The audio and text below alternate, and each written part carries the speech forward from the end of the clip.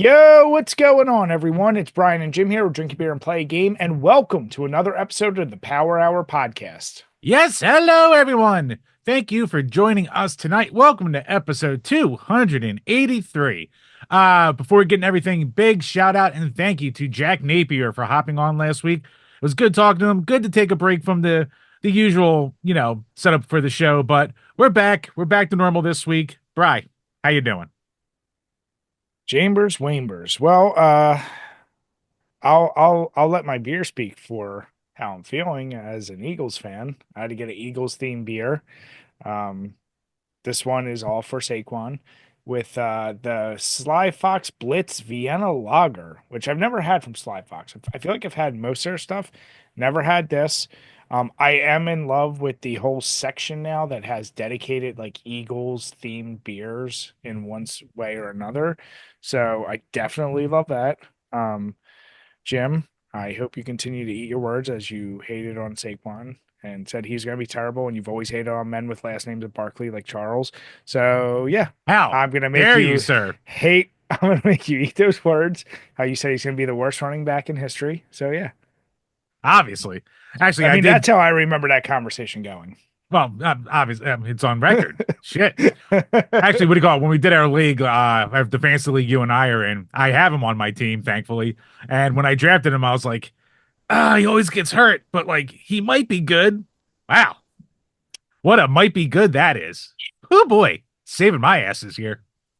He yeah, impressive is an understatement. But yeah, that last game, that game was carried on his shoulders. So yeah.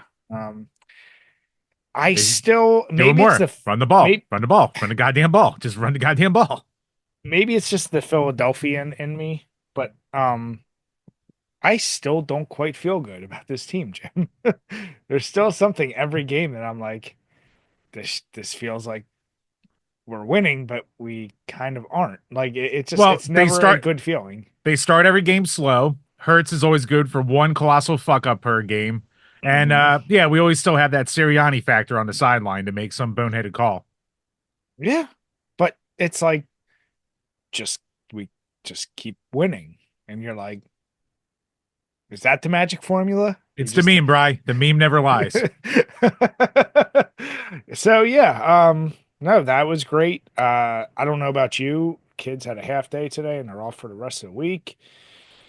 So I have about a half day of work tomorrow. I'm sure like most people at work are kind of like it is what it is.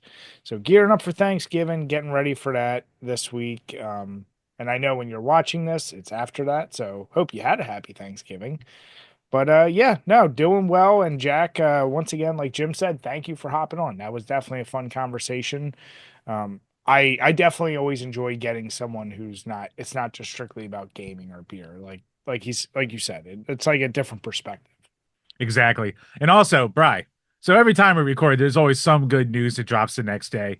So of course we talk about Destiny, and then like 2 days later, there's this huge Discord leak of all these conversations of him like cheating on his wife with Lauren Southern, having all these gay relationships, and talking about wearing butt plugs out all the goddamn time. Just thing after thing after thing we could have talked about, Brian. The opportunities, it just passed us by. Wait a second. Weren't they in an open relationship? Yeah, So how could he have cheated on her? because the guy's always wrong, Brian. Duh. I was gonna say, like, wasn't the whole joke of him like that he That let was a his wife cuck. get banged? Yeah. Yeah, I mean, he still is a cuck, but at least he was out getting his too. So, hey, it's like we said, somehow that guy pulls way above his fighting weight. Jim, it's one Money, variable. Yeah, money, that's the it. power, the power of money. That's all it is. Take that away. Do you think he's pulling anything? No. He won't even afford his hot chocolate. It's true. I mean, look at Ben Shapiro. Do you think he could have afforded a sister with tits like that if he didn't have money? Come on now. I hate that I only know what you're referencing because of you. By the uh, way, I almost wish we had a follow-up to a normie view. I think we already covered, or I only know because of you. Oh no, it is because of normie view. I've now had my timeline inundated with the Alyssa Mercante drama and all these YouTubers and this ongoing thing, and it floods. Like I'm not even following any of these people, and it just floods my timeline. I'm like, God It never damn stops, it. Bry. The algorithm abides. Yeah, But yeah, right now a nice war going on with her and 8-Bit Eric in between all of her normal shit with Smash AT, and yeah, it just doesn't stop. told you, just have them one at a time. Let them say their piece. Hey, we're open to it. We're a No neutral sides party. taken. But but yeah, no. By the way, so we've always enjoyed Sly Fox. I will say I'm already halfway done the first one. I love Vienna lagers, and for those of you unaware with the style, if you ever had a Sam Adams, you've had a Vienna lager. So smooth, has a little bit of malt, not too heavy, 5.4%. What I will say is it sits heavy for only 5.4%. I'm a little shocked. It's definitely it's a hefty boy. But yeah, it just felt right to get that beer with with the Eagles victory. How about you, Chambers? How you Well, been and what you drinking tonight? Well, I mean, I'm good. Just super busy. Thanksgiving coming up and all the activities. We've got a gig coming up this Saturday, so getting ready with band practice for that. So have our Christmas karaoke gig coming up. So busy, busy boy. I have also kept my beer Philly centric with my Yards Philly Standard. I had the mix pack. I've already talked about this. I'm just killing old stock right now. I bought a shitload of these for the Phillies playoffs that lasted way less time than I expected. So. If you've had a Bud Light Lime, you've had this. It's good. It's a slightly heavier than a Bud Light Lime, but good limey flavor for a lager. It's fine. It's good. Yeah, does it get the job done? Right. Gets the job done. Jim, speaking of getting the job done, I had a little oopsie. So, have you ever de-iced your freezer, Jim? Never de-iced my. Oh wait, no. I think I. Yes, I have de-iced a freezer before. Yes. Which method did you use? Did you use an ice pick or did you just turn it off and let it de-ice? Right. I just unplugged and let nature take its course. Okay. See, that's why you're the guy in a fighting game that's willing to hold block, turtle up, and let it go forever. What rush are you in to de-ice your goddamn thing that you need it done that fast with an ice pick? Well, You just wanted to stab something with an ice pick. in all fairness, I need to make two corrections here. You're not wrong, but I still need to make two corrections. One, it was my beer fridge, and for some reason, a little freezer part was just like one. It was just there was just it was chunked up with ice, and I was like, oh, I wanted to put some. I sometimes put some drinks up there just so they can get cold a little faster, and I was like, like I don't have anywhere where because we got all the shit for Thanksgiving, so I was like, I can't put it up in my fridge. I don't have another spare fridge. So it's like, then I'm gonna let my beer just sit out and get warm and then they kind of skunk. Like, so I was like, let me just get the ice out. It can't be that hard. But Jim, why go all the way upstairs for an actual ice pick when I have one of my many knives next to me? So I grab a knife, chipping away, doing good. It's going great. Um, right near the sidewall. I'm chipping. I went right, of course, me being me, I went through the ice, right into the sidewall, sprayed with Freon, and I'm just like, ah. Now, Enjoy you your know cancer me. bath, Brian. You know me. I'm all for, I'll fix anything. I don't care. But I didn't feel like patching, then trying to recharge it, this and that, because I didn't know how much Freon leaked out, whatever. So unfortunately, it was RIP to my old beer fridge. Already ordered a new one. It came in today. It's a little bit of a nicer one. It's actually got the style where you can see into it now, not just the old fridge style like I had. Yeah. Um, but yeah, that was I did have to you know this about, well, I think you know this about me. For all the things I don't give a fuck about, I am a bit of a germatard when it comes to like things like being on glasses or cans. And I'm like, yeah, I don't know how much Freon just sprayed all over those cans in there. I don't really want them. And not that I had a ton left. I was actually pretty low on stock, but I'm like, I'll just get rid of them. Germitard. Yeah. What? Don't hate on me. See, even my camera Bry, didn't like that. Bry, I don't hate on you. I hate on the public school system of Philadelphia. All right, that's what I hate on. Listen, we all can't be fancy. Our moms can't all put jelly in our mouths and smack us on the ass and say, "Go ahead, go to your private school, Jimmy." And look how I turned out. So yeah, I want to raise a glass to that old beer fridge. You know what sucks the most is I put a lot of just random stickers from things I've collected on that. And so I was trying to take them off so I could reapply them. And you know that never really works. So that's the real death of the fridge. So I can't say that I'm any different because we just bought a new shoe drawer basically for my daughter because she has so many goddamn shoes. So, little crate thing, but her old one was also her sticker collection. So there's part of me that's like, well, we can't get rid of this. It's her sticker collection. Yep. So, of course, it's upstairs in her bedroom now, like going to be filled with toys as a, de facto toy box. It's like, Hmm. this is how sick my hoarding is, Brian. I can't even get rid of my I, daughter's stickers. I, yes, I commiserate with that. So yeah, but other than that, this week's been another pretty slow one when it came to gaming. I think I've just been between like the podcast last week, getting shit ready for Thanksgiving, cleaning up, pulling out Christmas stuff. I just went and bought a Our new website Christmas falling tree. apart, our feeds to the audio Oh, feeds falling apart, audio problems with the review that we're probably going to have to fucking re-record now. Sorry, everyone. Postal 2 review is going to be delayed because fucking life. yeah, what makes no sense is of the million issues we've had with things, that was a completely new one. I've never had your mic sound like that.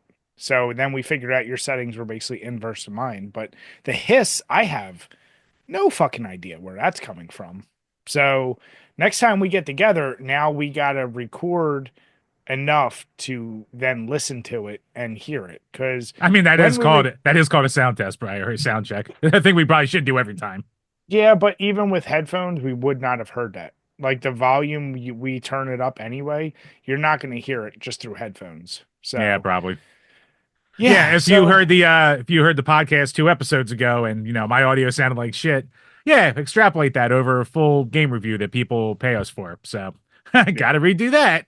And Hooray. we've had people try to help us with it, turning Jim's treble up, but like I said, it makes us really annoying hiss. And even in my mic, it's not as noticeable because I don't need to turn my treble up, but like it's there. Like once you called it out, I was like, oh shit. And I did think when I was recording, when I was editing, I was like, that's weird. But yeah, as Jim said, yeah, and on our site, like for whatever reason, That's weird. It was fucking nigh unlistenable, Brian. I've For heard doing this for worse. almost 300 episodes, it was pretty fucking bad. All right. It's not like it's episode 4. But then yeah, and then the website fucking website shit. I said I've had enough anger with like my professional IT groups I've had to deal with. And when you deal with IT groups when you're trying to fix website shit, oh, it's all text based. I'm not on a phone or anything.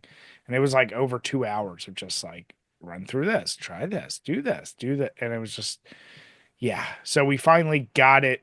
So now both episodes are up, but they're just not on Spotify. Still trying to run down what that issue is, but we're able to finally upload them. So yeah, fun times. Not a much time for gaming. The little bit I did though, it's still just Call of Duty. Like that's it. But it's been in chunks of 15 minutes every other day. So Yeah, I've had no time for gaming with everything going on right now outside of playing Bolotro and poop breaks.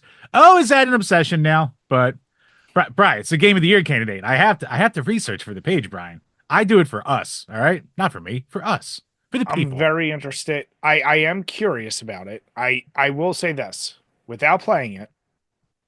I'm already going to say it's overhyped.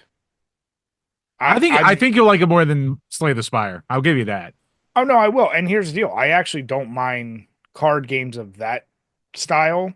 Um and I see I think people conflate addictive with fun. Like I have like you and I have a lot of mobile game like Candy Crush. That's an addictive game. I can't say it's like I don't know. I separate addictive and fun in my eyes. And the amount of lists that that game is hopping on, and the one list that I think we're not talking about today, but already is like best game of all time candidate. I'm like, slow your fucking horses. I'm like, calm the fuck down. Like, let's not do that already. But I'll play it. You know me. I'll give it a try. I'll waste $10 on my phone and see how it turns out. So worth it. It's so goddamn worth it. You'll like it because there's less, like, there's definitely that roguelike RNG to it, but it's like way less than it was in Slay the Spire, I'd say. Yeah. Yeah. No, like I said, I'll definitely give it a try. I'm always down for a good phone game.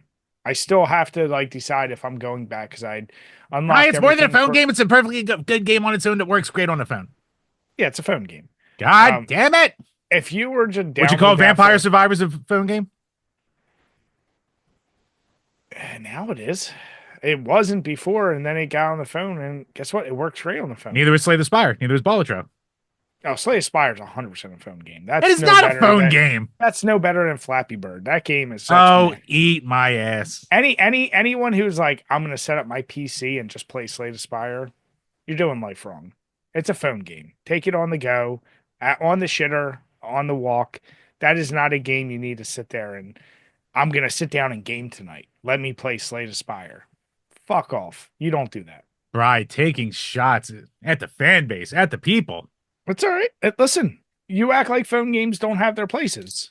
Just like any other phone game, They do have you their know? place, but there's a difference between like these games and, Candy Crush or fucking. Yeah, Candy Crush is more important. Oh, here we go.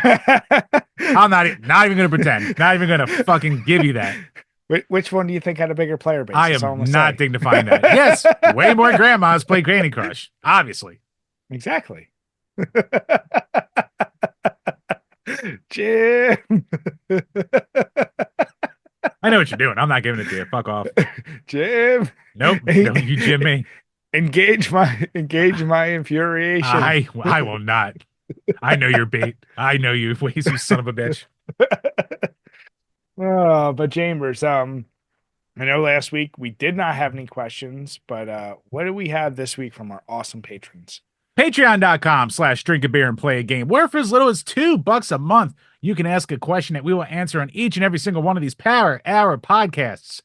First up from Burn Retinas, what is the best and worst sports goal celebration you have ever seen? Might be cringy, but I have to give props to the guys in hockey doing the gritty on skates. That takes skill. Hmm. All right, well, Brian waits, I have mine. So Go on. we're gonna do a little time travel here. Back in time, NFL, Philadelphia Eagles, 2004, just signed the hottest wide receiving free agent in one, Terrell Owens. Lights up the goddamn league that year for us. Takes us to the Super Bowl with one legendary celebration after a touchdown catch. I forget if it was against the Giants. I want to say it's either Giants or Dallas, but some fans had this like big fucking banner that said like Eagles suck or TO sucks in the opposing end zone. So right after he caught that touchdown, ran over to them and just ripped that shit right down and just ran off with it. Yeah, that's a good one. I think okay, when it comes to celebrations, football has to win, like in terms of like spectacle of celebrating. Like I think of other sports and yes, they can have them. The only thing I think would come close actually is honestly UFC. Some of the celebrations after dudes are knocked out cold or some crazy shit. There's crazy ass ones. I know, hopping on top of the cage, going out into the crowd. If you're McGregor, you rape a girl. A whole bunch of different things. Damn it, Jim. Now this whole video is demonetized. You just had to throw it out there. It's not even it's your second Not, favorite R word. not my 3 cents. Oh no. Um, so yeah, I don't know. Damn, that is really tough. Like the number of football celebrate. What year did they start enacting like the you had to like chill out with the celebrations? It was definitely like I think towards the end of the aughts, and it always Yeah, seems like recently they started to lighten up on it because a lot of celebrations have been coming back. they're coming Thank back. God. Yeah, I of course I'm Eagles biased when it comes to them. Like you would see, I think my favorite always default is like when like there's a pick six or a fumble return and you see those guys celebrate because they all get in it together. Oh Like, yeah, they do like the big like take a picture in the end zone, yeah, or like they push one down and do the dominoes, and they all fall. Like they get creative I with that think I shit. think I love that. I love the coordinated one. So yeah, the dominoes, bowling, or the picture. Those are my favorite. Cringe ones. I, you know what? I do not, and you know this about me. Shit talkers or bad sportsmen are like one of my more infuriating things. And if you're already like a shitty person and then you win and like, I think UFC, like if you just knocked out a dude and then you go over and like you give him the finger as he's out or like something like that, like just some disrespectful shit. And I've seen a lot of it. Like that one chick who like knocked out a chick and then she's like twerking on her as she's on the floor.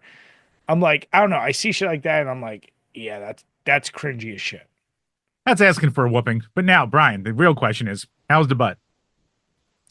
It was okay. It wasn't the best one. Wasn't worst one. It was. Hmm.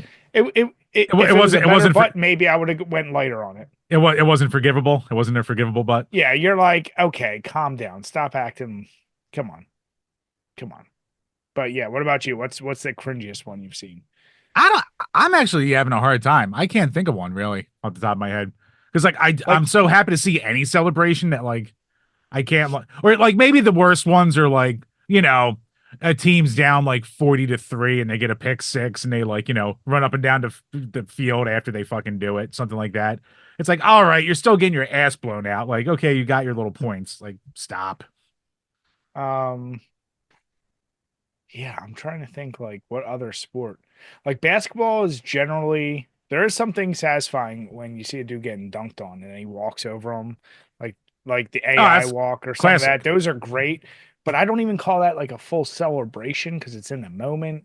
Um, Yeah, like what do they do now? What do they dab? Like, man, what the fuck? Yeah, yeah, good. baseball is there's not really good ones there.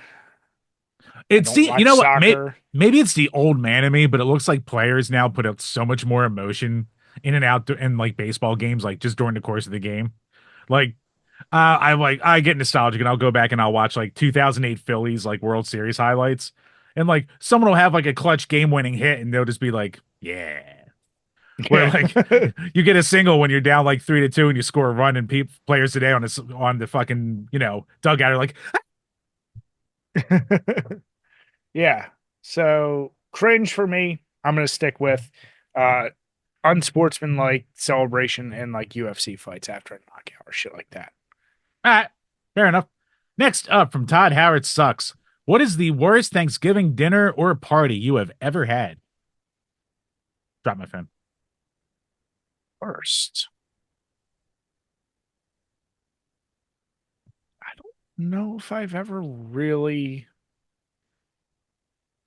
the closest, but it wasn't even bad. It was just like we went to my brother's and ended up having dinner like at like 7 or 8 at night because some of the shit like wasn't cooked until then. Like it was just a miscalculation on cooking, but it wasn't bad. It was just like that was the annoying part. Outside of that, Thanksgiving's always been a good holiday for me, so I don't have many bad memories of Thanksgiving. Yeah, I mean, I mean the night. Well, there's always the one where Jim has a couple. no, there's always the famous story with my wife and I where night before, buddy's in from out of town, go out drinking. I get ridiculously way too drunk. Try to go, try to go to the potty in the middle of the night. Go, uh-oh, gotta puke. I'm sitting here about 5 feet in front of me is the sink, and I go, I can make it. So I just start yakking, trying to projectile it into the sink from there. Let's just say it didn't quite make it. And then, of course, in my stupor, I just get up, hobble over, and just pass right back out in bed for, the wife to wake up. I think this is one of those moments where you make someone so mad they hit their like event horizon and they're not even mad at you anymore. They're just so shocked at the appalling sight that they're looking at right now, the situation. And they just go, I don't even know what to say. And of course, there was a point where I was supposed to go for like a 2.5 hour drive to her family for Thanksgiving dinner, which I didn't definitely did not make. So, I just wound up going to my parents who live like 10 minutes away. So, yeah. Uh, Even then, Jim, I made lemons from lemonade or lemonade from lemons because I didn't have to do a long drive. I, had a very relatively low key day. I didn't get yelled at for a horrific offense. So yeah, good thing I'm cute, Brian.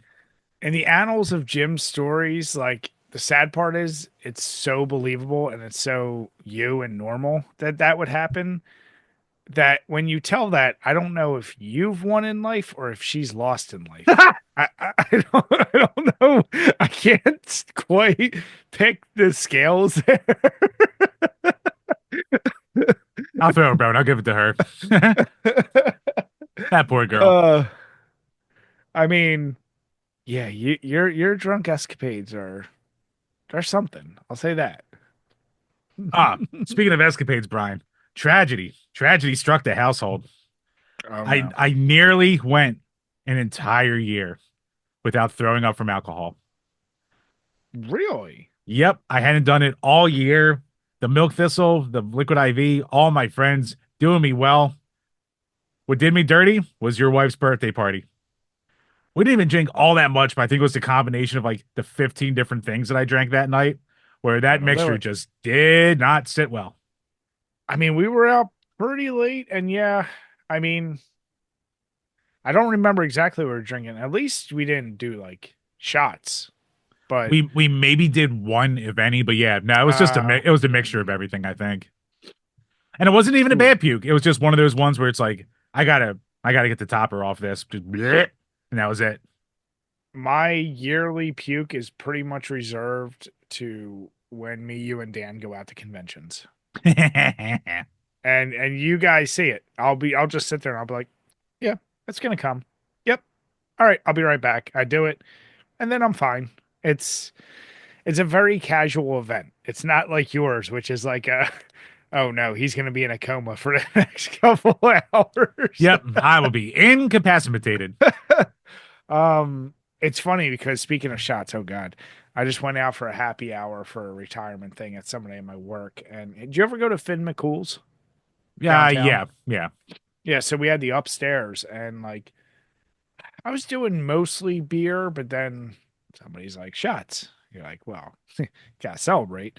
And good old Fireball. Haven't had Oh, that in ugh. so long. That first hit was like, and you know, it's like when the Fireball is nice and cold, that first taste is so good, but then it goes down. You're like, all the memories back in the day, you're like, oh God, this is not good. No throw up occurred from it, but it brought back many a memory. The amount of fifths of Fireball we would go through. Oh God.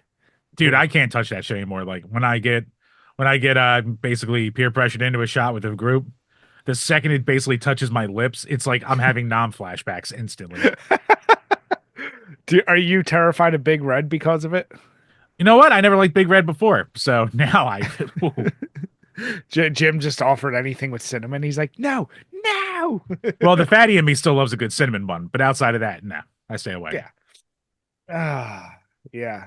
So that was a good, bad Thanksgiving story. That was the most Jim Thanksgiving that could possibly be. But that wraps up the Patreon questions for this week. So once again, thank you to everyone out there for the support.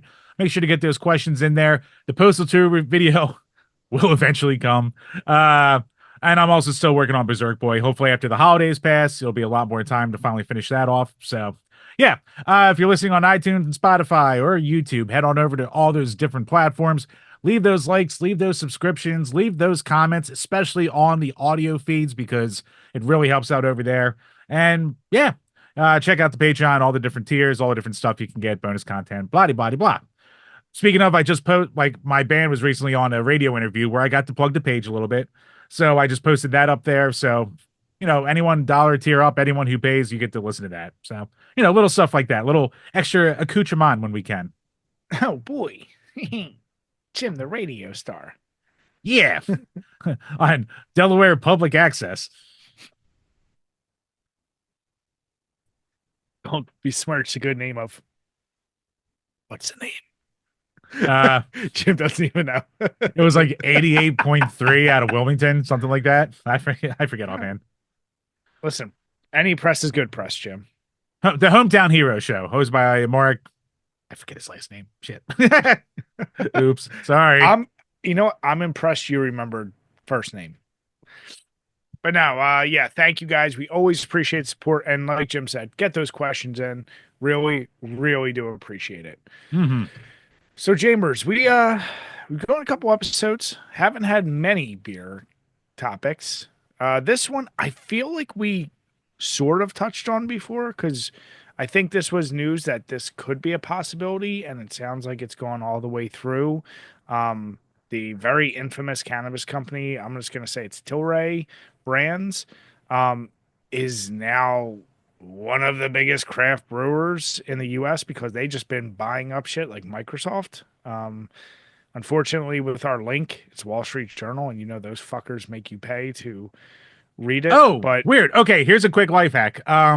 So when I got this sent to me in our Discord, I was able to read the entire article. So, oh, I guess Discord, like, I don't know, maybe it like blanks it out or something, so you can do that. It's like a little hmm. weird workaround. So, the article was actually interesting though. So apparently, like Tilray's been dumping like about 400 million into their beer revenue over the past couple years. Like they own Sweetwater now, they own Shock Top, they own a couple other breweries too. I think they're up to about 18 major brewers now. And yeah, they're doing this because the weed business isn't taking off the way everyone thought it was like a couple years ago.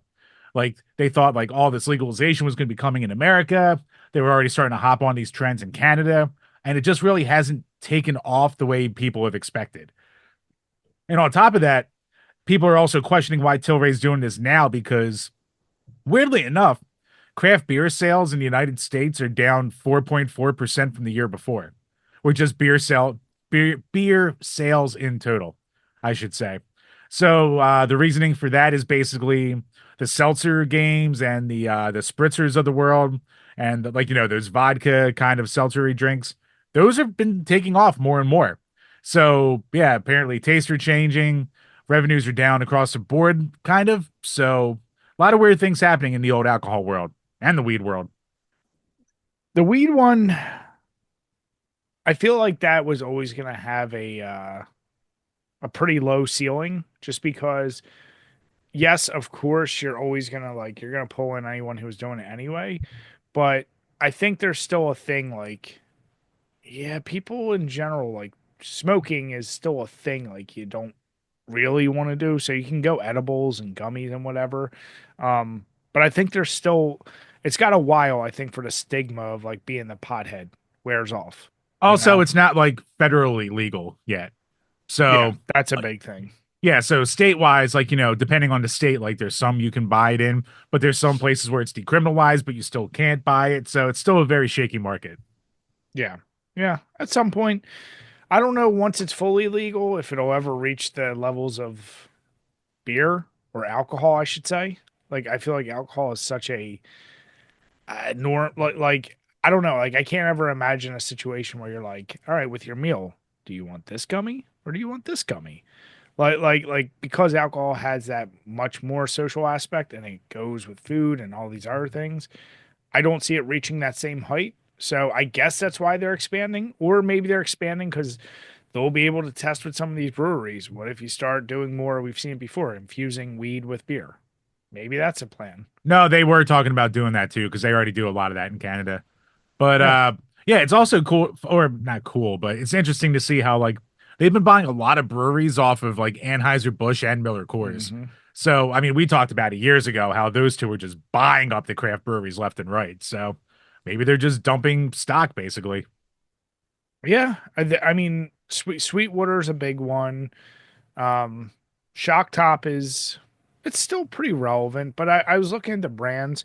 None of them like hit me as like, oh my God. But then again, there's not like nationwide like breweries are at the end of the day, unless you're an Allagash or something like or Stone, like you're not nationwide. You're PA wide. Like if they got like Victory or they got, you know, shit, I'll even throw them a Sly Fox or a Yards. If they picked up one of those, then they're kind of cornering the market in the PA, right? Like, Or like say they so got it's like a just New not the Belgium that's same. like seemingly everywhere now. Yeah. Oh yeah, that would be huge. Absolutely. So It'll be interesting to see what happens with that. I mean, they clearly got the money to do it, so what the hell? Yeah, I mean, hey, good on them. Maybe it'll finally happen for them. Maybe we have a new player in the market, Bry. Who the hell knows? Jim, get some weed beer. Okay, I don't gotta tell me wonder twice. Jesus. I wonder how the taste is though. Yeah, that'll be interesting. I mean, you can mask the THC, or kind of, because there are still like gummies out there that just like taste like weed too. So it's Yeah. weird. But then I again, some can taste like imagine candy. I mean, I am yeah, I don't think as like you don't ever want to be drinking the flavor of weed. I can't ever imagine that being a thing you'd want, but I'm the furthest thing from an expert. So I don't know. You tell me. I don't know, bro. You tell me too. But what I can tell you is that Sony's looking to take on the mobile market again, Brian. We're back, baby. It's about time. Here's the deal. We've said it. Nintendo needs a competitor, and as well as, or I don't even know if the Steam Deck did well. I've heard good things, but I don't know sales numbers for it. Hmm. I feel like Sony's always been really the only legitimate competitor to Nintendo in the mobile market. And now that Nintendo is like, we know since the Switch and moving forward, that'll be their primary thing. I've always wanted a Sony handheld, like from the PSP to the Vita. Like I've heard nothing but amazing things. I've never heard one negative thing about them. And I know they can make competent and quality handhelds. But it just seems weird coming on the heels of this whole bullshit with this $700 fucking PS5 bullshit that they're hitting, which has really impacted their PS5 sales. So I'm kind of like, yeah, are they grasping at straws, or is this really something they've had planned for a while? Yeah, apparently this is still years away from coming to market, and they're saying it's going to be able to play PS5 games on there, which, I mean, that's nothing to sniff at. Now, Mm, depending on when it comes out, that's going to be old tech, as funny as that's going to sound. But that's like a yeah, Switch. yeah, kind of. So, Yeah. I mean, but to be able to play PS5 quality graphics on the go, that'll be pretty awesome. To answer your question, as of October 2023, so obviously dated, it's like a year ago now, it sold just under 3 million units by then. So I would guess it's probably around like the 5 million units by now, which it's not bad, especially for, an expensive piece of untested tech, really. So people who haven't seem to love it. Did you have a PSP or a Vita? I have a PSP. I didn't have it when it was relevant, and I never had a Vita. Hmm. I like the PSP. It's a nice little console. Like I said, I've heard really good things. I guess here's the key. Do they make it so it's compatible with like the full PS5 library, or do you corner it better by having just killer exclusives? Like at this day and age, like I feel like compatibility with just playing whatever you want on the go kind of overrides exclusives. Well, I mean, if it's years away from coming out and it's going to be old tech, like what exclusives are you going to put on there? True. But Yeah. yeah, at that point, you basically have to design it just to play as much as it humanly can. Yeah. I would say it's not a bad idea. Like mobily, that is the way of digitally, mobily. I think that's the way of most gaming. And yeah, I don't know. Like maybe it it's weird to say like if they could figure out a way to mimic the Switch idea of like being able to play your games on the go, and I feel like you do that with cloud services.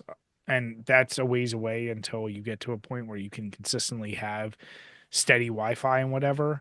But having hardware that can run it and maybe still be linked to your main console, that just seems like a no-brainer to me. So you can kind of have that double-edged sword. Because if you're asking people 700 friggin' bucks for your consoles, what's a handheld going to cost? Like, I have no idea what the Vita or PSP cost, but I can't imagine it was less than 300. Yeah, I don't think it was less than 300. But actually, you do make a good point now, too, because like if you just make it to play PS5 games, which are going to be old at that point, why even bother? So yeah, you have to make exclusives for it to make it like worth having. Because Yeah, I mean, yeah, the Vita and PSP, like they had their own libraries.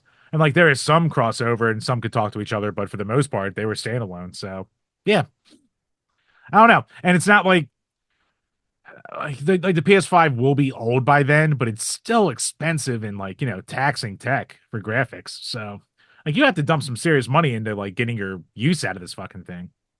I don't know. It's almost like the more I think about it, logically, I guess, for lack of a better word, the more it's like this probably won't happen. And even the article's like, there's no guarantee it's going to happen. They're playing around the idea. So And honestly, as we're even talking now, I maybe talked myself out of it because I'm like, at the end of the day, the reason handhelds I think were a thing was that was your portable entertainment. And let's be honest, our phones are going to keep advancing, and you got perfectly good phone games like Slay the Spire, and you can just keep doing your not phone games. not gonna do it. And no, but honestly, think about how many games they can optimize. Like the amount of fucking old PC games are now optimizing for playing on your phone. You're like, oh, do I need to carry my phone and a console, or can I just get enough entertainment on my phone for my hour train ride, for my multi-hour flight, whatever? Like the amount of shit you can already do on a phone from a multimedia standpoint. I don't know if a handheld console, unless it's strictly made for young kids that don't have access to a cell phone at that point, what purpose is it? Like us, you and me are never, you're never going to be on a trip and probably honestly pick your Switch over your phone unless it's like a very extended and you're hooked on a game, right? Like your phone will give you enough entertainment. Yeah, like I don't need my Switch, but I take it on me when with me when I travel. But like for this thing, it almost seems like along with the Switch, it's like if you're gonna do this, you almost have to make it your main console, or else That's there's my no point. point. Yeah. Yeah. Yeah. So, like, if in the future you have the ability to, like, here's your PS5, make your PS5, your Xboxes, make them $800, but have a detachable thing that when you go on the go, like a Switch, there you go. You have enough hardware, it can play it, whether it's through the cloud or whatever, and you can play your games on the go. Otherwise, what the fuck's the point? And Sony, put the porn games back on. All right. You see how Nintendo's doing. Nintendo, pro porn games. You, not pro porn games. You know what that means? Your portable will fail. That's what that'll mean.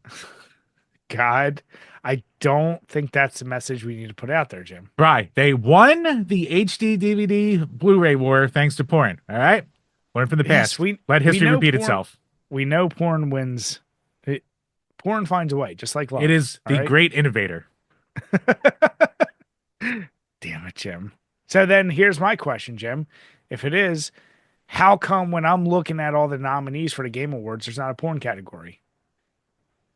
Because the Game Awards went rogue, Bry. That's why we had the real Game Awards. Lucky us. So we have this whole link here with all the nominees for the Game Awards. Um, Obviously, we're not going to go through all of them, but let's start. Let's just start at the top with the one that everyone generally cares about, with Game of the Year. And they have six candidates this year. We have Astrobot. We have Balatra. How do you say that? I'd say Bolitro. I could be saying it wrong, but I think that's how you say it. You might be saying it right. Black Myth Wukong, Elden Ring Shadow of the Entry, Final Fantasy VII Rebirth, and Metaphor Refan. Refantasio or something. Yeah. So, so Astrobot absolutely makes sense. I've heard nothing but amazing reviews I for it. need to play that. I need to play that. Yeah, I've heard great things. The game you won't stop jacking off to, and everyone else. I'm going to play it. Black Myth Wukong, I can't wait to play. It looks amazing.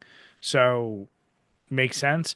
Here's the one that kind of pisses me off. Is this a fucking DLC? Yeah, I'm not okay with that. You cannot have a DLC be a game of the year contender. I'm sorry. And I feel like we've talked about this before. I draw the line there. I never drew the line with things like the next one, the Final Fantasy VII Rebirth, where it's a remake or whatever you want to call it. I'm okay with those. But a fucking DLC, get out of here. Like you're telling me there's no other game that could possibly go there that you had to put a DLC in that spot? hey, might be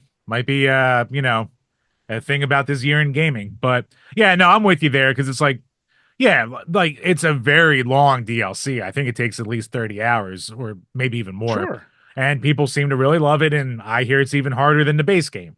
But you didn't have to reinvent the wheel for it. You're just adding on to No, what's already there. So, like, it's not a new game. So it shouldn't be no. there. I agree. But yeah, like Final Fantasy VII Rebirth, yeah, it's a big ass, it's a continuation of a remaster or of a remake. I'm fine with that. Uh, and like Metaphor, like it's cool that's on there, but that's like barely anyone's talking about. It's like, it's that niche RPG, the way Bolitro's the indie darling of this year. Yeah. So, I mean, if I had I to, would put money on Astrobot. I hope it's Astrobot. Like Yeah. Wukong might have a thing, and Wukong looks cool, but like I want to see a nice, just fun, enjoyable, wholesome fucking platformer. Get it, get its due. Yeah. It's been so long. Yeah. No, and here's the deal. We've gone into these. You feel the same way about these Game of the Year awards as I'm sure most people feel about Oscars. You see some picks and you're like, well, no one I know has ever fucking seen this. That's exactly how I feel about Metaphor. I'm like, I've never heard of Metaphor. And then there's some other topics we moved, and I see that fucking name popping up all over. I'm like, what the fuck is Metaphor? So it's not a knock. The game could be great, but I'm also like, never heard anyone I know actually playing it. And So and here's some bullshit. Best game direction has the exact same games. I saw that. I looked at that. I said, I thought it was a glitch. I, like there should be criteria. Like I don't know. Like I feel like if you get best game of the year, you should almost be like not nominated for anything else. And I know that's weird because the best game obviously could hit multiple categories. Well, here's an interesting one. Best narrative has Silent Hill 2.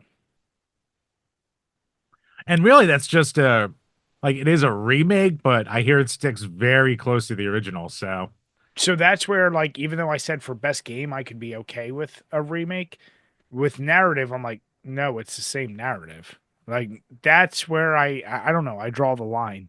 I went through a couple of these. All right, let me ask you this. Here's a better question. Putting aside probably esports athlete and esports team or a content creator, what's the dumbest category you think they have here? uh Because good we know those question. last four are pretty terrible. Let's see. Best esports team, best esports athlete. Like, I mean, I guess it has its Now, place. I mean, most anticipated is fucking stupid because it's like, how that's do the you how one do I you had the issue with. yeah how do you judge what's the most anticipated game? Like, come on. Because I'm like, okay, of all these, here's the one that I didn't see, and I feel like I do hear a lot of people like Silk Song, the fucking follow up to Hollow Knight. Yeah, That's still like I don't know where it is, but like you're gonna say that's not on there, and yeah, like how do you determine a winner on this? Like which one has the most hype? Then you might as well just fucking give it to Theft Auto. yeah. I mean, you just at that point, I guess, just take it off the votes that people do on your page. But I I, mean, I, Brian, I mean, everyone's talking about Grand Theft Auto. It's $2 billion development fucking cost right now. do you think that number's real? 2 billion? So this is coming to us from a account called GTA Vibes. GTA 6 details and links. This was as of like 2 weeks ago. Yeah. It started development in 2014, so we're 10 years in. $2 billion have been dumped into it.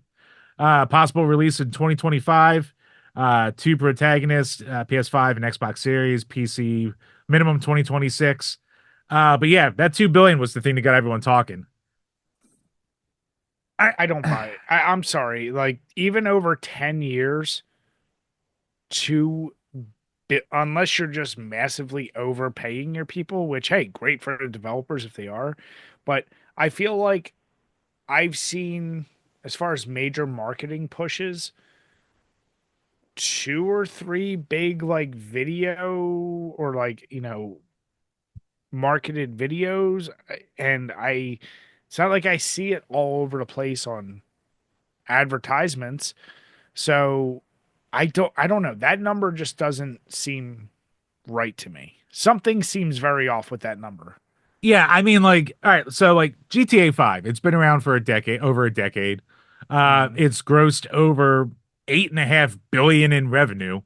So it's Which I like believe that. I can believe that too. So I mean, as insane as $2 billion into developing a game, like to me, that sounds like massive mismanagement in anything. Like they That's must my have, point. they Yeah. must have just scrapped it like three full times and started fresh, like again and again and again. That's the only way I can see that happening. So here's the deal. We saw like think of the jump from GTA 4 to GTA 5. And you and I are actually in the minority where I think neither of us were that impressed with GTA 4. We both Uh, played it and we're like, this is kind of boring. that's definitely one that's like kind of revisionist because when it came out, it got all those like one of the best game of all times reviews, and then like years down the line, everyone went, it's kind of boring. Where Yeah. like now, like GTA 5's been the hot shit ever since then. So maybe GTA 5 made everyone look at GTA 4 and go, "Oh, that wasn't that good." But like at the time, that was like the tits. But even Yeah, then, I and didn't. Even then, I was burnt out on GTA games by then. So I like you had to impress me to make me care. and as someone who played GTA 5, now I didn't do the online shit, which is I know where the real money is for them. Um yeah, it's it's it, what could GTA 6 I'm trying to figure out like okay, what is the next thing they add, or is it just that like it's that game like the next Elden Scrolls, the next whatever that takes forever to come out, that of course it's just going to be the next iteration. Like everyone who plays GTA 5 is probably going to drop and be like, all right, well, I'll just hop over to this. Obviously the online stuff is where it all is, but it's like to develop for $2 billion, they're still probably starting. I doubt they're starting with a brand new engine from the ground up. Maybe they are, but even their ground up engine is still kind of based on the engine from the previous game, right? Like it's still a third person run around an open map, do X, Y. Like, like the mechanics aren't going to be that drastically different. So, yeah, like you said, $2 billion mismanagement would be an understatement for that kind of money. And it's weird because like normally, if you're hearing about this kind of mismanagement, there would be a lot of stories, and you're not really hearing that. So Like I I don't said, maybe know. they just pay their people really well. And if they do, That'd be great. nice. Yeah, cool. Yeah, I'm all for that.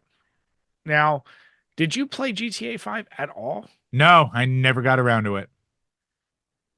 Do you think you'll ever return to trying a GTA? Eh, maybe. What was your last one, San Andreas or Vice? Uh, Probably Or did you? Vice. Or no, four. I actually, I know you did four. I didn't play the whole thing. I only played a little bit of it. Okay. Nah, Yeah. it was weird. I just burn out on those super fast. Is it? You know what? I put so much time into 3 and Vice City that like the little bit I spent with San Andreas, I was like, all right, this is more the same. And then 4, I was like, all right, this is GTA again. Like I I I've been there. I've done it. Is it almost too open ended for you? Yeah, kind of. Like it's almost a problem we talked about when like with Postal 2, where it's like it's fun to go around and make mischief, but it's just like eventually I need to like be interested in what I'm actually doing. Yeah. Like the laughs can only. Yeah, like getting 5-star friggin' cops chasing you. You can only do it so many times. Yeah, and like the campaigns and the stories and the missions in GTA games, eh, like you're more there for the whole world and the experience than you are for like the actual plot and story that you're Yeah. doing. Yeah. I think with Vice City doing Scarface the way it did, you're like, this is awesome. And then even San Andreas, you're like, this is pretty awesome. Like, and yeah, four just kind of felt like flat as shit.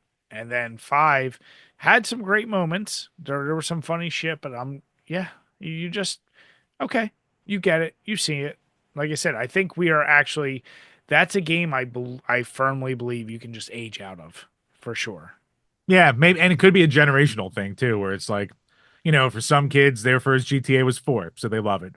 For Yeah. fucking after 10 years, a lot of them was 5, so of course they love it. But yeah, it hasn't really, besides just getting bigger, and well, 5 with its online component, but besides getting bigger, it hasn't really changed that much. No. I will say though, I will remember My one cousin And getting there me and there's a no commercial that's better than the opera one from 3. So, my cousin getting me a bootleg copy of GTA 2 on the PS1 and like just getting this disc with GTA 2 written on it. I'm like, how is this gonna work? Like the idea of like you could burn it like blew my mind.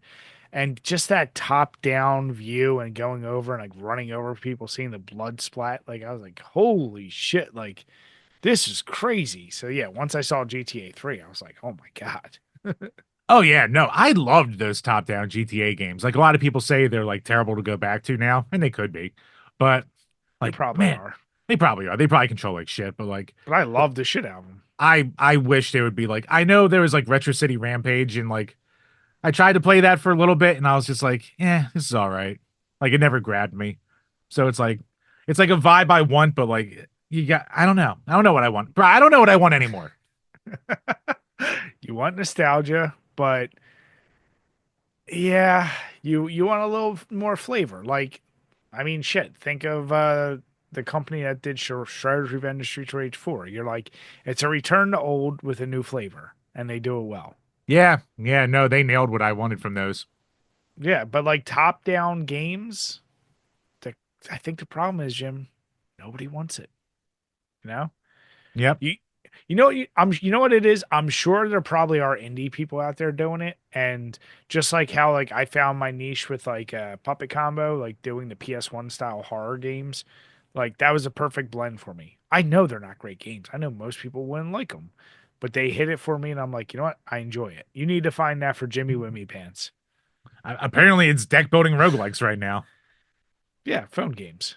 God. See what I did there? Yeah, I opened myself up for that one. All right, Jamers. So let's talk about Nintendo being Nintendo and never disappointing to let people down. Yeah, well, Bri, as we know, Nintendo hates emulation unless they're the ones doing it. And yeah, they have had a hell of a year striking down tons of emulation sites, DMCAs to YouTubers and streamers who show IPs the wrong way. And now they're saying that linking to an emulator is illegal. So, this article goes into a lot of, all the real use cases for emulation. And obviously, we've talked about this 1,000 times before. But Nintendo has come out and stated that linking to a Nintendo Switch emulator is a trafficking offense. It seems like an absurd claim, but is allowed to gather steam. It could far-reaching implications. Many of the Game Boy Advance ports use an emulator to run on the Nintendo Online games. Blah blah blah. So it all falls digital ownership and the right to repair are strands of a larger rug. So this is all just a UI thing. So yeah, basically Nintendo has sent 8,535 DMCAs to emulators. And yeah, basically the problem is a lot of streamers when they emulate and they emulate fan hacks of games and shit like that, they'll put the links to find it right there. And for stuff that's actively on these Nintendo online services, like say, a speedrunning mod of Super Mario Brothers, um, Nintendo just goes, well, what the fuck? You can't do that. And so yeah, they're gonna start making this claim now that linking to an emulator is illegal.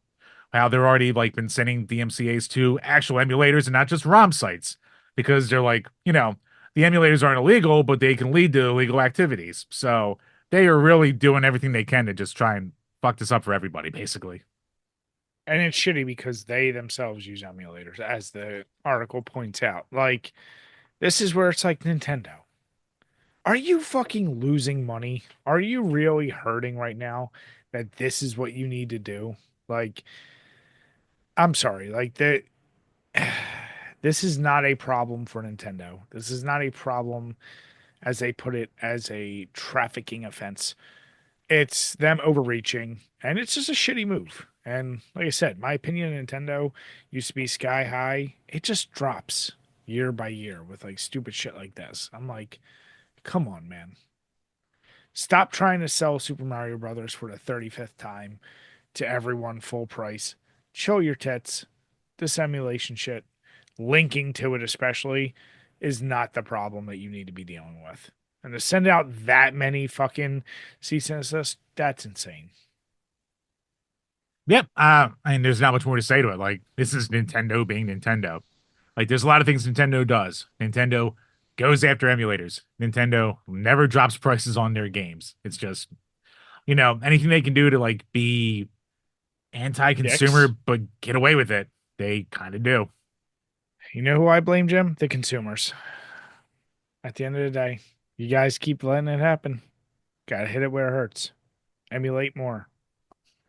I mean, let me just cover something that's up over here. Yeah, like this side of the wall never happened. Yeah, it's good. Yeah, fuck Nintendo. I didn't actually see what happened over there. I was covering up my Nintendo shelf with my hands. Oh.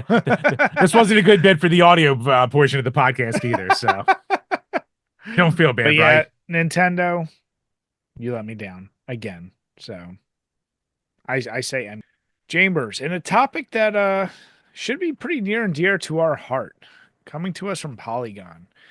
It's titled Superman is the White Whale video game superheroes. And there's always been a problem with his games, hasn't there, Jim? Bry, has there ever? And there might be a certain gaming website out there, certain YouTube page, certain podcast might be a little bit intimately aware of this, Brian. Maybe what now? 8 years ago, at least, someone lost a little gaming tournament, so we had to go through all of them.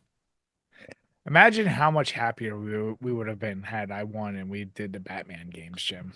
Brian, is it almost poetic that one of the few times I win, it winds up fucking me? I mean, isn't that how it always goes? That's Your why I said wins it are that way, never Brian. That's why I said it that way. um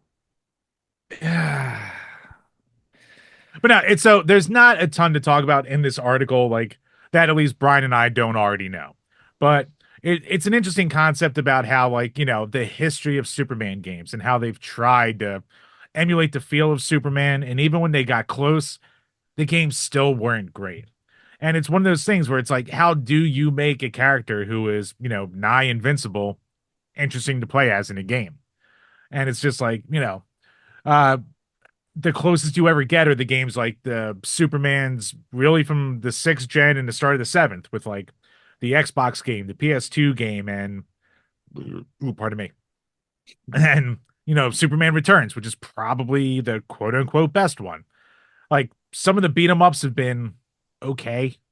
Like Death and Returns of Superman's kind of cool. It's fine. But like, yeah, like it's very tough to balance like having a game make you feel like Superman, which like Superman Returns did great. Flying around mhm. Gotham in that game, awesome. But doing anything else, Metropolis. oh yeah, Metropolis, duh. But doing anything else, eh. And the game is kind of plagued with like, last minute rewrites and changes in direction and crap like that. But still, like it's like, Bri, how do you what's for considering that we've both played through every single Superman game ever made?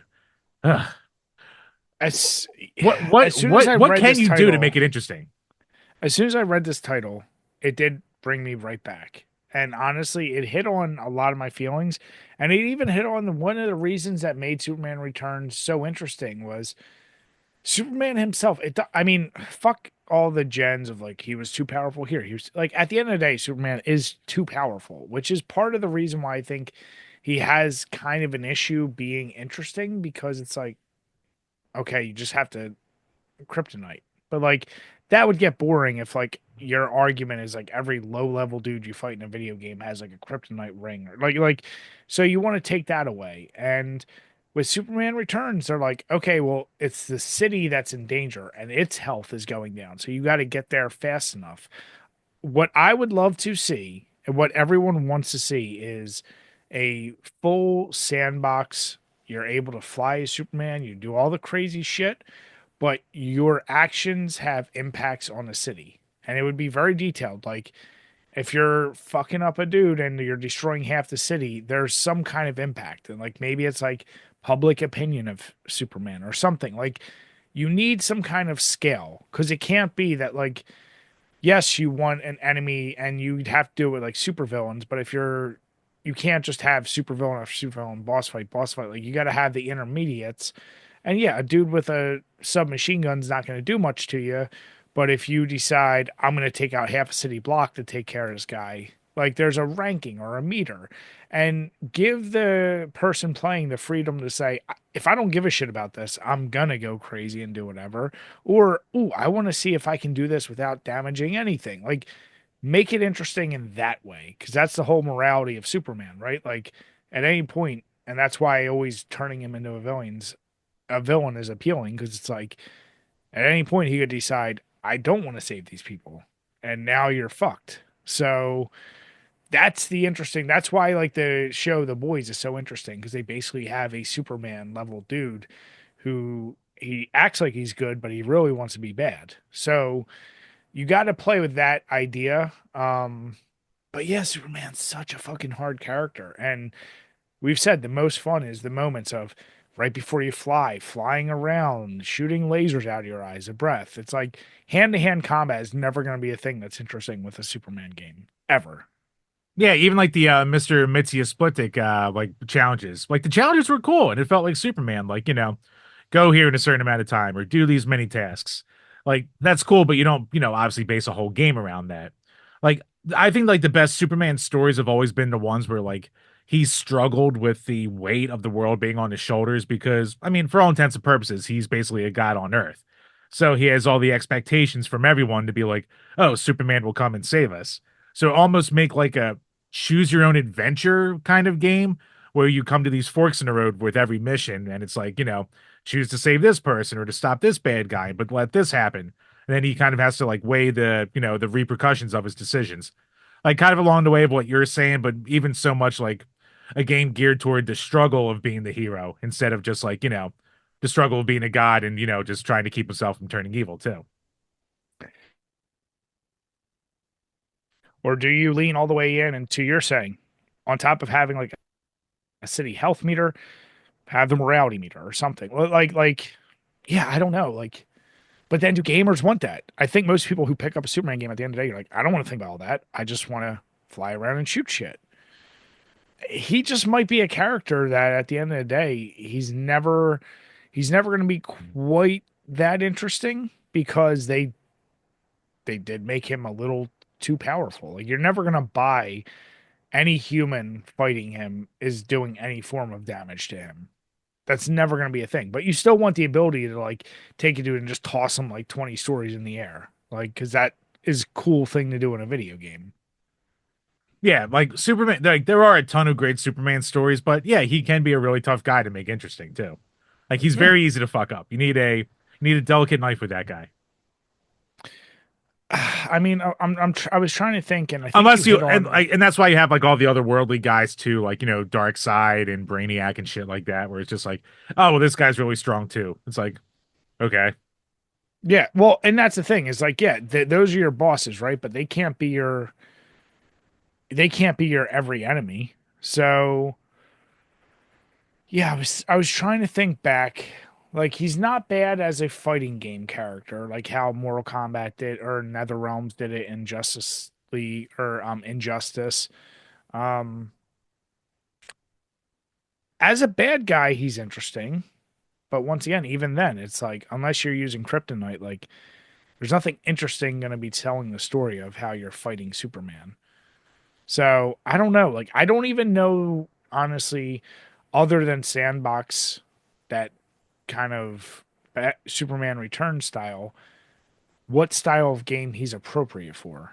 Like I can't. He's not a like beat 'em up, shoot 'em up, whatever. None of those are going to be interesting. yeah, you almost have to. It's maybe even like a text game. Like a text game might be the best way to have like a compelling Superman story come through in a game. But even then, like it's not like you're playing, a Superman game in your head though. You're Yeah, playing that just would a be good one of story starring those. Superman. It's tough. Yeah, that would be Like that would be a Telltale in tough their sell. heyday. Like they could Yeah, probably do a great Superman game, but you're still gonna be like, all right, this is cool for a Telltale game starring Superman, but it's not, a Superman game. yeah. I mean, it's the same deal. Like, has there ever been a good Flash game? Not really, but there's been so few of them too. Like I hear the GBA one's pretty good, but that's like I know it's a Justice League game, but you just play as the Flash. But that would Like probably be like tough too. take away Batman, like single character DC. Who else has had a really strong like has there ever been a I'm sure there's been Wonder Woman games, right? I'm I was just thinking of that and I can't think of any. Like there has to have been at least one at some point, but like it must have been so mid that like just no one cares. Cause like obviously it was never great because you never hear about it. But it was also not like that Aquaman game on GameCube that's so bad that like that's infamous at the very Yeah. least. So it's like if there is one, it's probably so just meh. So here's my thing. And a Wonder Woman Why game could be cool. Like you can balance her out with all of her enemies and shit like that. So like that could work. It could be just a generic action game, but it could work.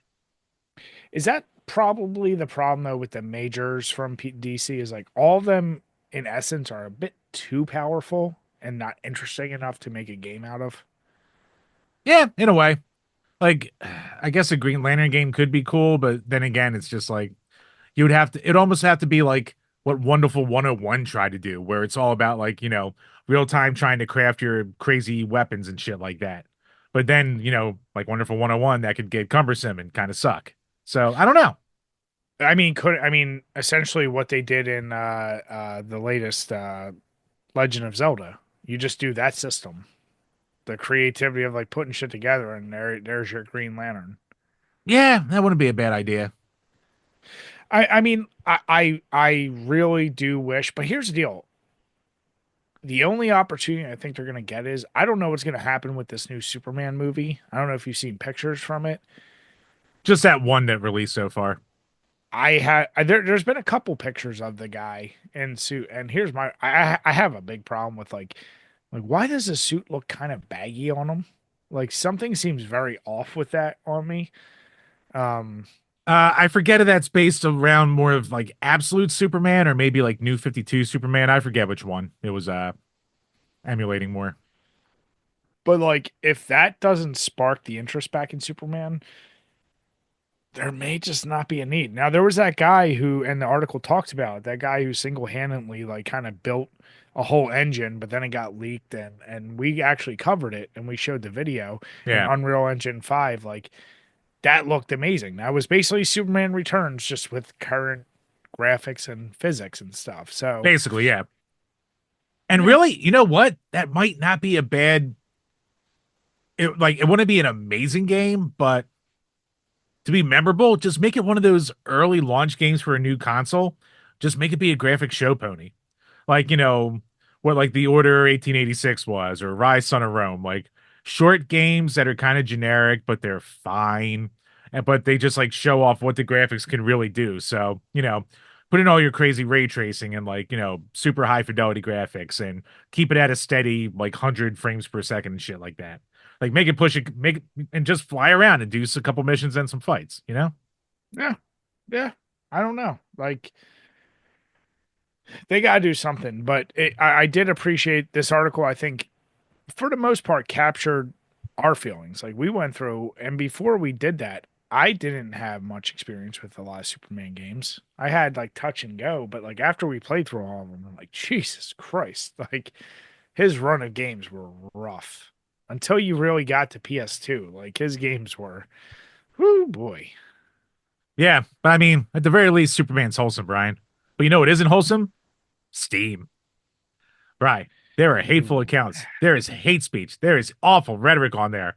And one U.S. senator wants to take it down, going all the way to the top, right to goddamn Gaben himself. So, a U.S. senator has written an open letter to Valve boss Gabe Newell asking for more stringent moderation on Steam. Mark Warner, who is a senator from Virginia, demanded Valve crack down on what he called hateful accounts and rhetoric proliferating Steam. Proliferating. So he alleged that Steam is home to tens of thousands of groups that share and amplify anti Semitic, Nazi, sexuality, or gender based hate and white supremacist content. Called on Valve to bring its content moderation standards in line with industry standards and crack down on the rampant proliferation of hate based content. So it follows a report from the Anti-Defamation League that identified over 1 million unique user accounts and nearly 100,000 user-created groups that glorified anti-Semitic, white supremacist, Nazi, blah, blah, blah, blah. And almost 900,000 users with extremist or anti-Semitic profile pictures, 40,000 groups with names that included hateful words, and rampant use of text-based images, particularly of swastikas, resulting in over 1 million unique That's hate shit. images. And yeah, it just kind of keeps going on from there, saying how Valve's so successful. Valve's the number one for PC game, and Valve needs to do better. Blah, blah, blah, blah.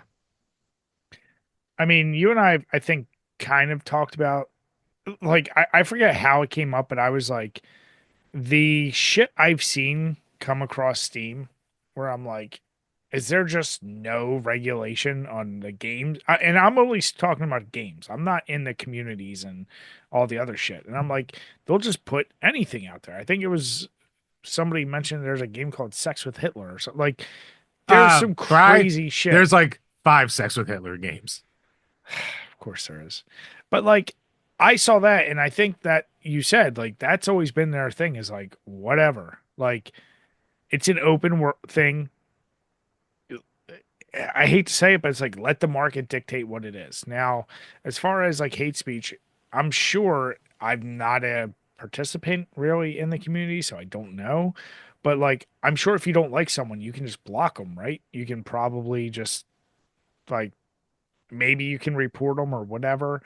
But yeah, that blanket, like, all right, where's the goalpost of like you're gonna start trying to censor anything? It's either have it wide open, and I do look at Steam as a weird thing where it's like I still look at that as kind of more adult, right? Like my kid is not gonna get on a PC and hop on Steam. I'm not gonna let that happen until he's much older. I don't care if he's on Xbox because I can kind of monitor his shit. But like whoever you're trying to protect on Steam, it's not kids per se. It's probably teenagers at the youngest. Now, not everyone could have a completely different opinion than I do on that. But like, I don't know. I still view PC gaming and getting on Steam as like, I'm not going to really let that be a thing until my kids are much older.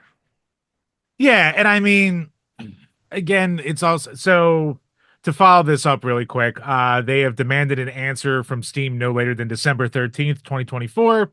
Apparently, this is the third request to Steam from Congress this year. Uh, so yeah, back to your point. Like, obviously, there's a lot of shitheads on there putting whatever up there, and I think basically outside of pedophilia, there isn't a lot that just gets struck down. But it's like also if you're basing it off the ADL, like ADL is like it's the anti-Jewish hate group. So it's like, it depends on what they consider, hate speech. Like there's a lot of rules out there right now where if you say, you're pro-Palestine and anti-Israel, that they consider that hate speech. So these could be extremely conflated numbers right now too. I could be digging a very bad hole for myself right now too saying that. But yeah, I mean like it could be a gray area. Obviously there's a lot of bad shit on Steam, but it's like Steam is so goddamn big that, and there's so many freaking users on there. I hate to say it, but say there's a million users with a hate speech in their name, and say it is actually like hate speech. It's still like an extremely small percent. It's like it's a variable. It's a margin of Yeah, error basically. like if it I, worldwide, let's say there's 200 million people using Steam. Maybe that's way too much. I don't know. But to your point, yes, if there is like you got to kind of look at the percentage and it's like in reality is every person playing a game Right. 132 million active users. active. So that's not even so that's So crazy. 900,000 isn't even 1%. Yeah, so that's my point and that's just active. Like you said, inactive people who have used it on like would I wish that didn't exist? Sure. But then it's the same as like Obviously. when Xbox was trying to be like, we're gonna monitor chat now and like try to ban people, like that went out the window because you're like, okay, this is getting weird. Like you have to almost let communities and people regulate themselves. If somebody's acting like that, then I'm sure if enough people report them, they will get banned. Is I'm just assuming. Maybe I'm wrong. I don't know the banning system. I know that's how it works on Xbox and PlayStation. Like if enough people fucking report you, you could also get an argument of are people report bombing folks they just don't like and just claiming stuff. So it's like it's such a weird category And that like if Steam was this like prolific hate speech kind of like service out there, yeah, different. it wouldn't be the number one thing in like worldwide gaming for PCs either. Because no Yeah, one would put their games on there or want to be associated with it. Like for as, quote unquote free speech as Rumble is, like they just signed, Dr. Pedophile to it. So it's like how many people do you think are really gonna be going over there to be ad partners with it now? Like it took me a it's minute an to optics know game. what you just meant by that, but then I was like, oh, okay. God damn it. Is anyone out there who's gonna get that by now? All right, moving on. But yeah, I mean, I don't know. Like this is I'm not for it just because what do you want Steam to say? Like, what do they really expect? Like, are you going to build in an algorithm to just, if you see this word, this person's like, it's, it's a weird slippery slope. That's the only thing I still like about Steam is how fucking crazy wide open it is. But then again, every game I've ever played on Steam, I'm not looking at communities. I'm not going in and dealing with people. So I don't know. Once again, you and I have dealt with Call of Duty lobbies. You hear, you heard the vilest shit in those lobbies. So I don't know. And you know what? You still can in there because for as much as you want to say that we've moved on as a society online, eh, you know what? People's is people, Brian. People are gonna people. Yep. You got to give people something. They got to say something to each other. Well, Jim, Calling someone a dummy over a video game chat doesn't have that same bite. damn it, Jim. Tell me I'm wrong. You're not wrong. That's not the point. But Jim, let's end this episode on a good note, on something that we've talked about many times about game preservation, and out of kind of nowhere, a site that I feel like it doesn't get enough press when we just talked about Steam and the grasp it has on PC gaming. The only other kind of gaming thing I have on my PC is GOG, and excuse me, they have this new preservation program, and I'm saying new, I could be wrong. No, they Um, just rolled it out about a couple weeks ago. So as of right now, they have 102 games in it. And really, what they're trying to do is just ensure that classic games do remain playable on modern systems. And they do it in most of the case, these games, like you can get as cheap as like, you know, $1, 2.49. Like the prices, if you think Steam sales are good, GOG makes it look like a joke. The prices I've gotten games on GOG where like I'll go in with like $10 and I'll walk away with like 15 games. It's insane. But from the article, it's a really interesting one, and it is from GOG itself. But they talk about some of the games like Heroes of Might and Magic 3, Diablo, and Hellfire, the Resident Evil bundle. What's nice is they're not only trying to preserve the original games, they also have all the localities, like depending on if it's Europe, if it's Japan, they have some improvements. So like you have the ability to shift between if you want to play the Japanese version of Resident Evil 1 and use that. They're preserving it in a way that is more sustainable because as we've said, especially a lot of disc-based games, PC games, they go by the wayside. I've only been able to play the old Fallout games because of this. I have a lot of the old PC games I used to really want to play, and then it's like impossible. Like most friggin' PCs don't even come with CD drives anymore. So even if you're lucky enough to find it, good luck emulating it. And GOG has been doing a pretty solid job trying to preserve those. So this is something where I'm like, that's awesome. Yeah, especially, good old games' biggest selling point is that it's DRM free. So, unlike Steam, if you lose your Steam account or you don't pay for it or whatever anymore, like you can lose your game. GOG, you download to your computer, that's yours. And like to your point, I love the game selection that they've been putting in here so far. like Mm-hmm. SWAT Force, Stalker, Vampire the Masquerade Bloodlines, Jazz Jackrabbit, like DOS classics over here. The original Yeah. XCOM, The Witcher 2, like, before it like really took off. Mm-hmm. Dungeon Keeper, like just so many like just classic games that Original Warcraft, like, yeah. There's Carmageddon. some, yeah. But then they also have random, like, if you look at the game preservations, they randomly have like the newer Mad Max game. Like, so they have some random newer games thrown in there, but they have like Empire Earth too. And Empire Earth was one of my favorite RTSs back in the day. And what pisses me off is I have a wall of PC games. I have the booklets of all my old RTSs, but guess what? There's no way to reuse that code, re-download it. Like, I'm not going to go buy a CD drive. So if I can find a site like this where I can just download it, awesome. Otherwise, I got to go through some shady fucking emulators or some sites where you try and download this. Like, I'm all for this, and I think this needs to be pushed a little more. Like it's great. They just started. They're at 102 games. 102 games. I want to see this for a lot of the old PC games, especially, and disc-based games in general. Yeah, and like, yeah, I mean, I'm with you. There's not much more I can say. I'm loving the game selection right now. I'm loving this program.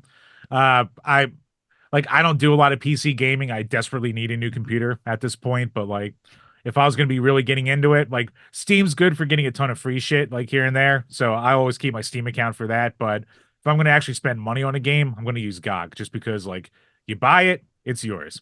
It's what we always say is the big problem with digital ownership. You buy it, you can lose it at any time. Not with good old games. No, no, GOG is they're doing it right. I hope more models take after us. I know it's not the popular model, like Jim said, like because then in theory the company loses money if you ever get rid of their service. But like if you care about game preservation, you care about this, that's in my opinion probably your best alternative. Yep. So fuck Nintendo and their emulation policies. Fuck Steam and their Nazi hate speech. Just go to good old games. Give the good boys some love. Spend your money there. Yeah. Don't spend your money on phone games like Slay Aspire. Go to good old games, guys. Still not Kind of going to do it. callback. Nope. Not. No. Yeah. Right. Even though I didn't bring it up during the segment, but as I was scrolling, best mobile game had Ball Trail on. Fuck.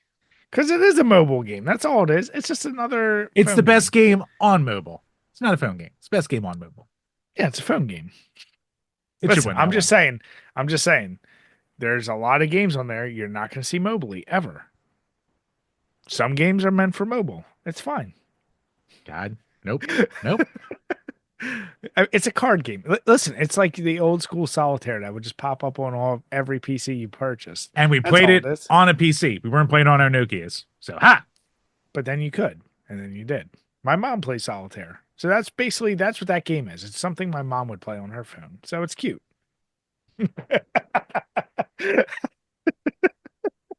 No. So Chambers, how did that Philly standard treat you? Did you stick with it or did you hop to something else? No, I've stuck with it the whole time. Killed off three of these. I mean, it's a good limey beer. It's a good limey lager. So, can't I've never had a bad time with it. So if you like lime beers, go out and enjoy it. Just don't buy two cases at once like I did. Yeah, the Sly Fox Blitz, it's good. It's sitting really heavy on me and it's hit me hard, probably because I didn't eat a ton, but I think I like Sam Adams just a hair more, but it's really right up there. And I got the 4 pack of these big boys for like $11. So if you're Eagles supporter, Philly fan, whatever, obviously you're going to have more reason to go out and try it. But I think it's a solid beer overall, and most things from Sly Fox usually are. So with that, guys, we want to say thank you all so much for listening and watching. If you're watching on YouTube, please hit the notification bell, leave us a comment, and hit the subscribe button. We always appreciate that. And if you're listening on iTunes or Spotify, interacting with us on there would be huge. It helps with the algorithm over there. Leave a comment, and if you give us a 5-star rating, even if you want to bash us, we'll read it on each and every one of these Power Hour podcasts. With that, we want to say have a good night, everyone, and cheers. Cheers, everybody.